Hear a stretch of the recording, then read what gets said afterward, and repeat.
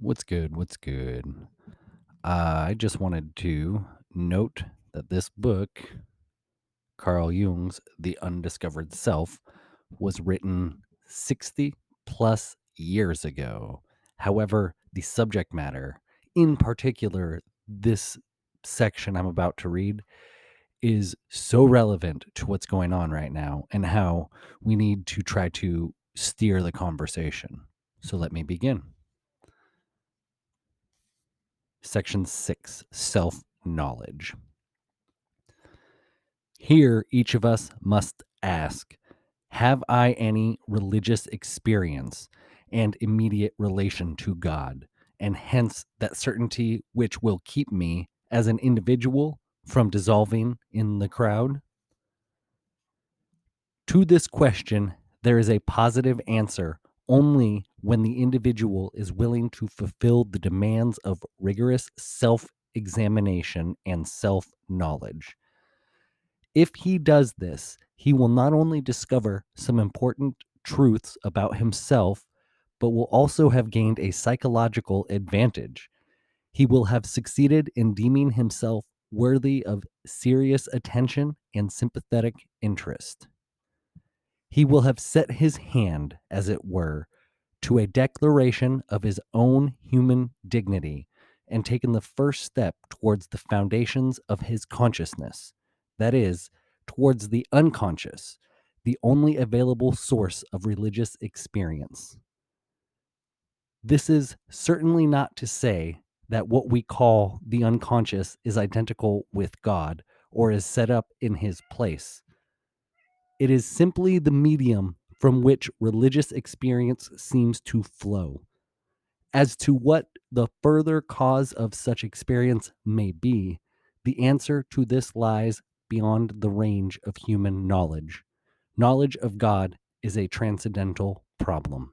The religious person enjoys a great advantage when it comes to answering the crucial question that hangs over our time like a threat. He has a clear idea of the way his subjective existence is grounded in his relation to God. I put the word God in quotes in order to indicate that we are dealing with an anthropomorphic idea whose dynamism and symbolism are filtered through the medium of the unconscious psyche. Anyone who wants to can at least draw near to the source of such experiences, no matter whether he believes in God or not. Without this approach, it is only in rare cases that we witness those miraculous conversions of which Paul's Damascus experience is the prototype. That religious experiences exist no longer needs proof, but it will always remain doubtful whether what metaphysics and theology call God and the gods is the real ground of these experiences. The question is idle, actually, and answers itself by reason of the subjectively overwhelming numinosity of the experience. Anyone who has had it is seized by it, and therefore not in a position to indulge in fruitless metaphysical or epistemological speculations. Absolute certainty brings its own evidence and has no need of anthropomorphic proofs. In view of the general ignorance of and bias against psychology, it must be accounted a misfortune that the one experience which makes sense of individuals' existence should seem to have its origin in a medium that is certain to catch everybody's prejudices. Once more, the doubt is heard. What good can come out of Nazareth? The unconscious is not regarded outright as a sort of refuse bin underneath the conscious mind, is at any rate supposed to be of merely animal nature. In reality, however, and by definition, it is of uncertain extent and constitution, so that overvaluation or undervaluation of it is pointless and can be dismissed as mere prejudice. At all events, such judgments sound very queer in the mouths of Christians, whose Lord was himself born on the straw of a stable among the domestic animals. It would have been more to the taste of the multitude if he had got himself born in a temple. In the same way, the worldly minded mass man looks for the numinous experience in the mass meeting, which provides an infinitely more imposing background than the individual soul. Even church Christians share this pernicious delusion. Psychology's insistence on the importance of unconscious processes for religious experience is extremely unpopular, no less with the political right than with the left. For the former, the deciding factor is the historical revelation that came to man from outside. To the latter, this is sheer nonsense, and man has no religious function at all, except belief in the party doctrine when suddenly the most intense faith is called for. On top of this, the various creeds assert quite different things, and each of them claims to possess the absolute truth. Yet today, we live in a unitary world where distances are reckoned by hours and no longer by weeks and months. Exotic races have ceased to be peep shows in ethnological museums. They have become our neighbors. And what was yesterday the private concern of the ethnologist is today a political, social, and psychological problem. Already the ideological spheres begin to touch, to interpenetrate, and the time may not be far off when the question of mutual understanding will become acute. To make oneself understood is certainly impossible without far reaching comprehension of the other's standpoint. The insight needed for this will have repercussions on both sides. History will undoubtedly pass over those who feel it is their vocation to resist this inevitable development, however desirable and psychologically necessary it may be to cling to what is essential and good in our own tradition. Despite all the differences, the unity of mankind will assert itself irresistibly. On this card, Marxist doctrine has staked its life, while the West hopes to achieve its aim with technology and economic aid. Communism has not overlooked the enormous importance of the ideological element and the universality of basic principles. The colored races share our ideological weakness, and in this respect are just as vulnerable as we are. The underestimation of the psychological factor is likely to take a bitter revenge. It is therefore high time we caught up with ourselves in this matter.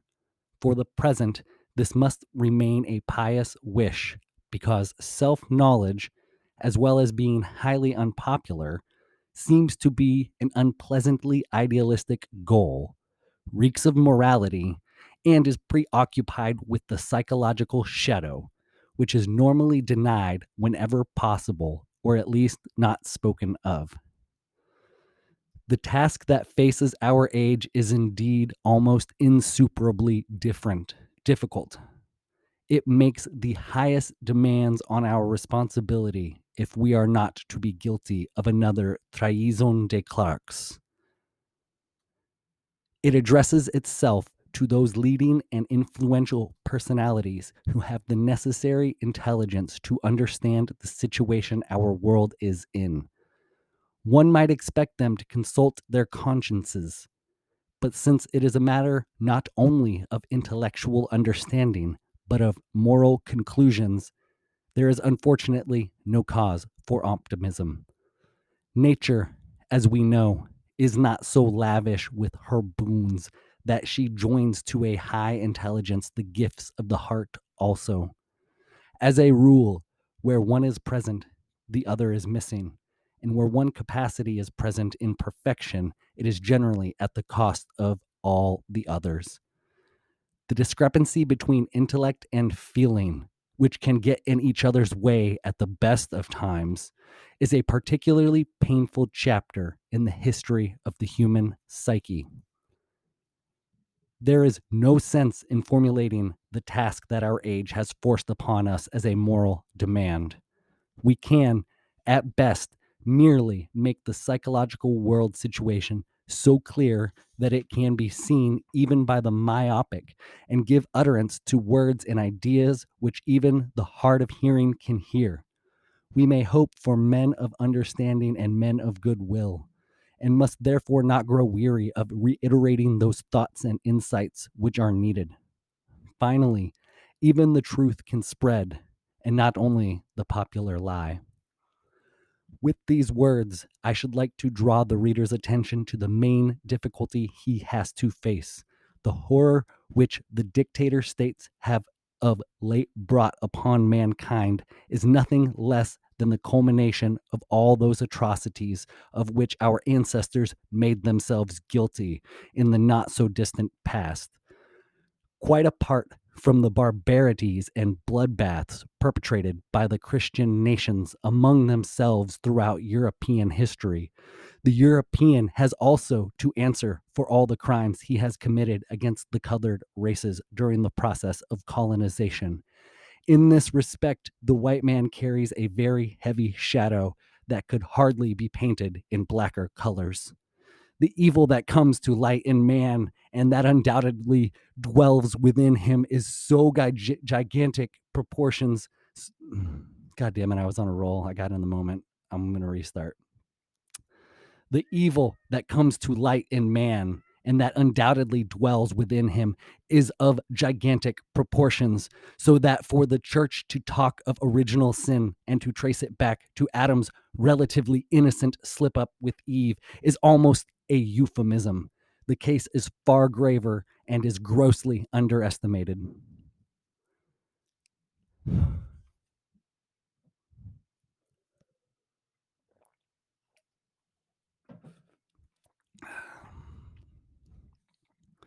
Since it is universally believed that man is merely what his consciousness knows of itself, he regards himself as harmless and so adds stupidity to iniquity.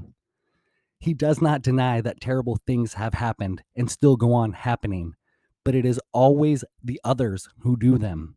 And when such deeds belong to recent or remote past, they quickly and conveniently sink into the sea of forgetfulness, and the state of chronic woolly mindedness returns, which we describe as normality. In shocking contrast to this is the fact that nothing has finally disappeared and nothing has been made good. The evil, the guilt, the profound unease of conscience, the dark foreboding are there before our eyes if only we would see. Man has done these things. I am a man who has his share of human nature. Therefore, I am guilty with the rest and bear unaltered and indelibly within me the capacity and the inclination to do them again at any time. Even if, jurisdically speaking, we were not accessories to the crime, we are always, thanks to our human nature, potential criminals. In reality, we merely lacked a suitable opportunity to be drawn into the infernal melee. None of us stands outside humanity's black collective shadow. Whether the crime occurred many generations back or happens today, it remains the symptom of a disposition that is always and everywhere present, and one would therefore do well to possess some imagination for evil, for only the fool can permanently disregard the conditions of his own nature. In fact, this negligence is the best means of making him an instrument of evil. Harmlessness and naivete are as little helpful as it would be for the cholera patient and those in his vicinity to remain unconscious of the contagiousness of the disease. On the contrary, they lead to projection of the unrecognized evil into the other. This strengthens the opponent's position in the most effective way because the projection carries the fear, which we involuntarily and secretly feel for our own evil over to the other side, and considerably increases the formidableness of his threat. What is even worse, our lack of insight deprives us of the capacity to deal with evil. Here, of course, we come up against one of the main prejudices of Christian tradition, and one that is a great stumbling block to our policies. We should, so we are told, eschew evil and, if possible, neither touch nor mention it. For evil is also the thing of ill omen, that which is tabooed and feared. This apotropaic attitude towards evil and the apparent circumventing of it flatter the primitive tendency in us to shut our eyes to evil and drive it over to some frontier or other, like the Old Testament scapegoat, which was supposed to carry the evil into the wilderness. But if one can enter no longer But if one can no longer avoid the realization that evil, without man's ever having chosen it, is lodged in human nature itself, then it bestrides the psychological stage as the equal and opposite partner of good. This realization leads straight to a psychological dualism already unconsciously prefigured in the political world schism and in the even more unconscious dissociation in modern man himself. The dualism does not come from this realization. Rather, we are in a split condition to begin with. It would be an insufferable thought that we had to take personal responsibility for so much guiltiness. We therefore prefer to localize the evil in individual criminals or groups of criminals while washing our hands in innocence and ignoring the general proclivity to evil. This sanctimoniousness cannot be kept up in the long run because the evil, as experience shows, lies in man, unless, in accordance with the Christian view, one is willing to postulate a metaphysical principle of evil. The great advantage of this view is that it exonerates man's conscience of too heavy a responsibility and foists it off on the devil, in correct psychological appreciation of the fact that man is much more the victim of his psychic constitution than its inventor. Considering that the devil of our days puts everything that has ever agonized mankind in the deepest shade, one must ask oneself how it is that, for all our progress in the administration of justice, in medicine, and in technology, for all our concern with life and health, monstrous engines of destruction have been invented which could easily exterminate the human race. No one will maintain that the atomic physicists are a pack of criminals, because it is to their efforts that we owe that peculiar flower of human ingenuity, the hydrogen bomb. The vast amounts of intellectual work that went into the development of nuclear physics was put forth by men who dedicated themselves to their task with the greatest exertion and self sacrifice, and whose moral achievement could therefore just as easily earned them the merit of inventing something useful and beneficial to humanity. But even though the first step along the road to a momentous invention may be the outcome of a conscious decision, here, as everywhere, the spontaneous idea, the hunch or intuition, plays an important part. In other words, the unconscious collaborates too and often makes decisive contributions. So it is not the conscious effort alone that is responsible for the result. Somewhere or other, the unconscious, with its barely discernible goals and intentions, has its finger in the pie. If it puts a weapon in your hand, it is aiming at some kind of violence. Knowledge of the truth is the foremost goal of science. And if in pursuit of the longing for light we stumble upon an immense danger, then one has the impression more of fatality than of premeditation. It is not that present day man is capable of greater evil than the man of antiquity or the primitive. He merely has incomparably more effective means with which to realize his propensity to evil. As his consciousness has broadened and differentiated, so his moral nature has lagged behind. That is the great problem before us today. Reason no longer suffices. In theory, it lies within the power of reason to desist from experiments of such hellish scope as nuclear fission, if only because of their dangerousness. But fear of the evil which one does not see in one's own bosom, but always in somebody else's, checks reason every time. Although everyone knows that the use of this weapon means the certain end of our present human world.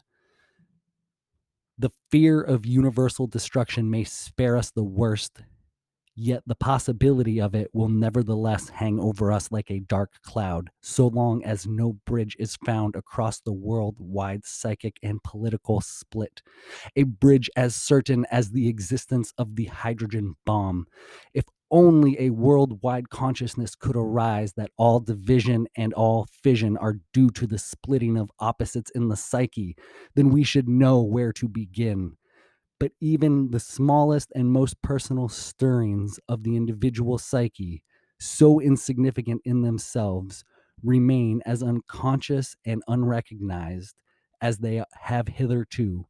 They will go on accumulating and I'm going to restart there. I apologize.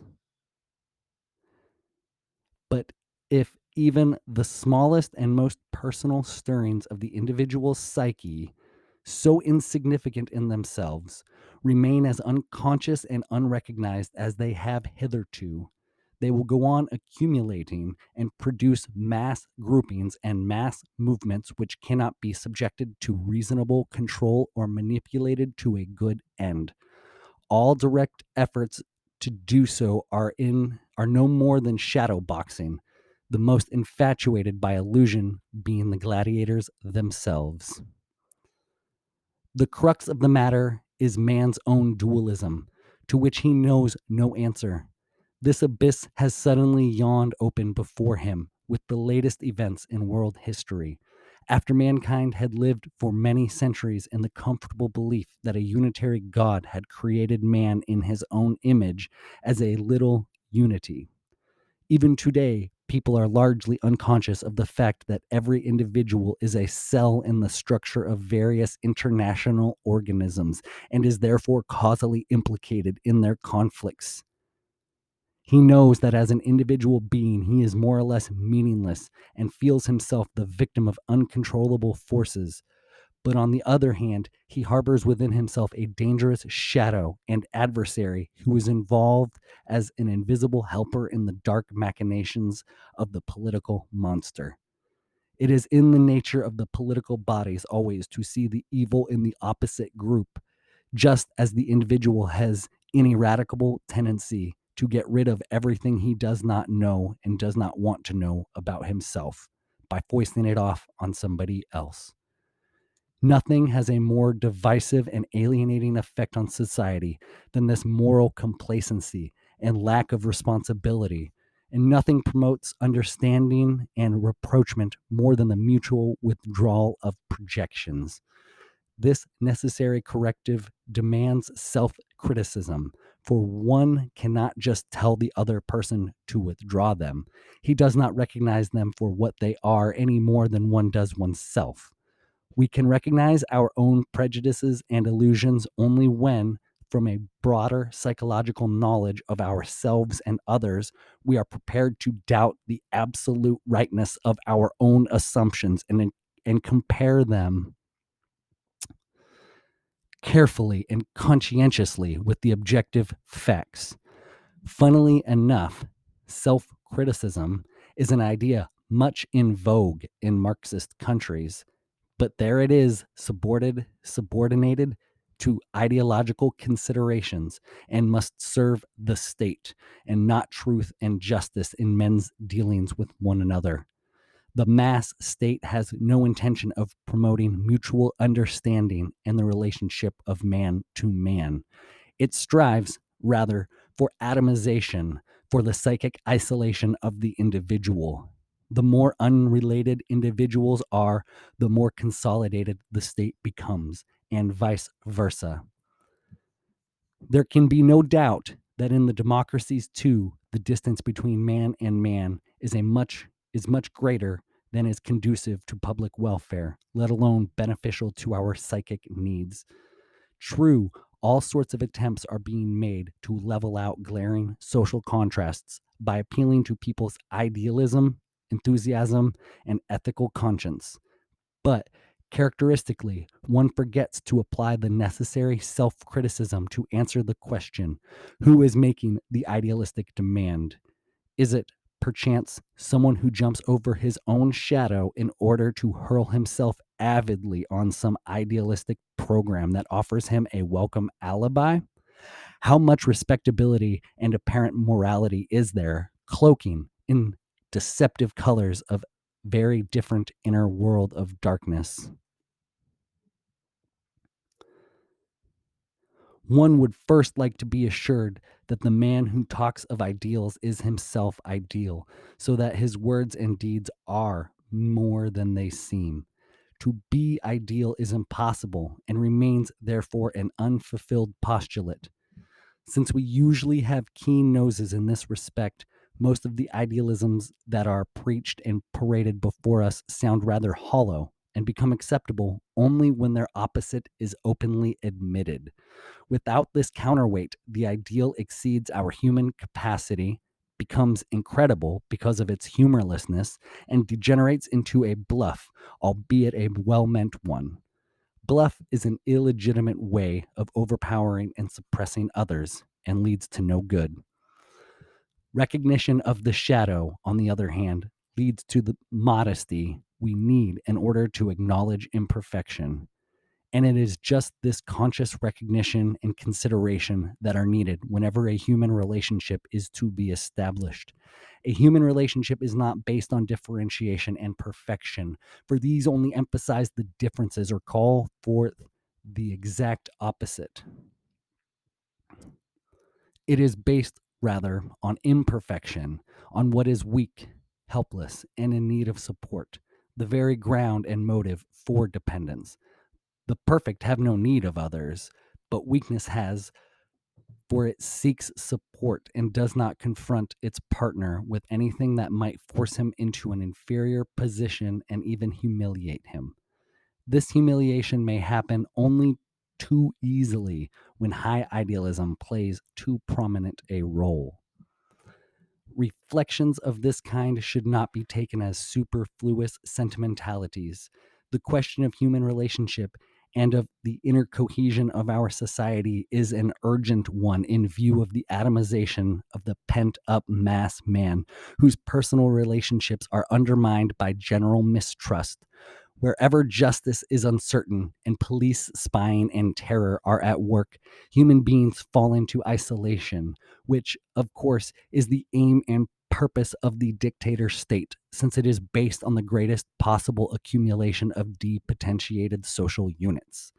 To counter this danger, the free society needs a bond of affective nature, a principle of a kind of like caritas, the Christian love of your neighbor.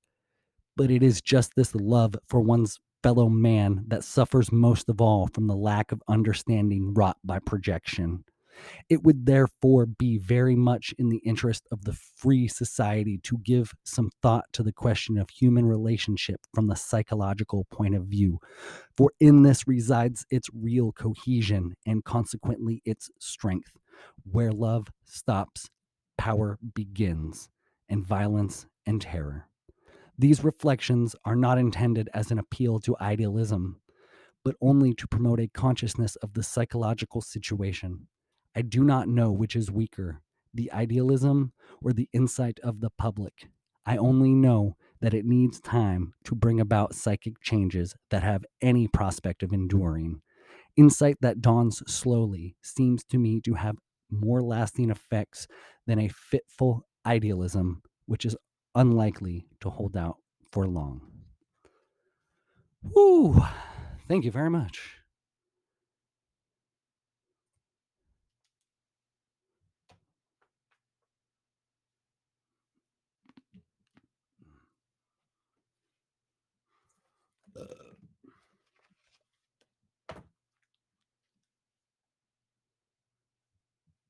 Excuse me. I thought I stopped. Whoops.